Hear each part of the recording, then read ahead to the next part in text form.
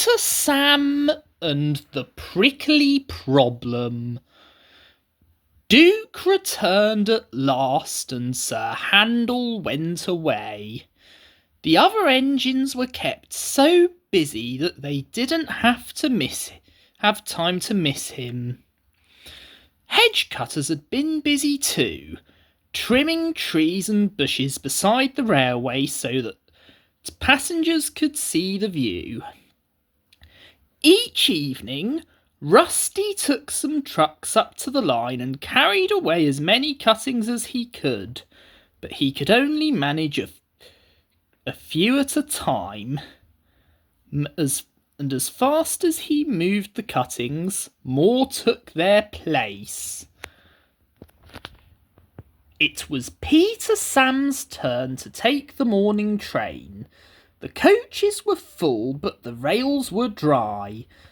Peter Sam didn't mind the extra load. He puffed happily along until just beyond the tunnel he found that in the night a high wind had blown hedge cuttings across the rails. He stopped and his driver and fireman got down. "We'll never get through that lot," exclaimed the fireman. "Pooh!" scoffed Peter Sam. "They're only little branches. Nothing to it. We'll simply just push them aside." "Have it your own way," said his driver. "If we stop to clear up properly, we shall be here for ages, and some of the passengers might miss their train at the bottom station." Peter Sam puffed bravely on. He went carefully at first, and the branches slid aside easily. Then came a stretch where the cuttings were brambles. Peter Sam began to regret his boasting. Not only were the thorns prickly, but they caught in each other, and the branches stayed firmly put. "Ouch!" exclaimed Peter Sam suddenly and stopped. "I can't move," he complained. The fireman looked. "It's no good," he said at last. "You've got some brambles caught in your valve gear, and steam can't get into your cylinders. We shall have to cut you out." Peter Sam shuddered. He shut his eyes and prepared for the worst. The fireman pulled on thick gloves, and then, while he tried to clear what he could, the driver went to ask the guard if he had a knife.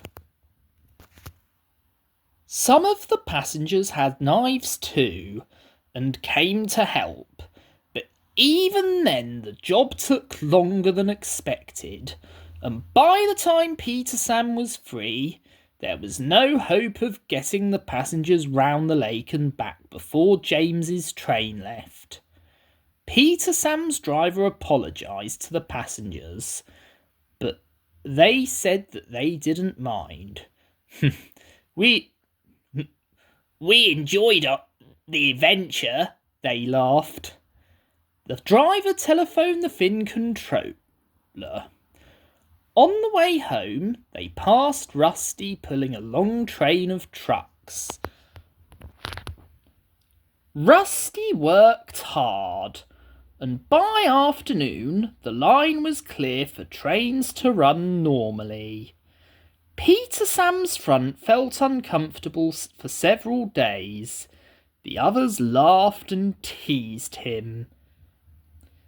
"Take a snowplow next time," they suggested, and they kept asking if he had a sharp knife in his cab. At last, Skarloey told them to stop. "I really couldn't think what all the fuss is for," remarked Duncan innocently. "They were only little branches after all. Nothing to get prickly about, surely."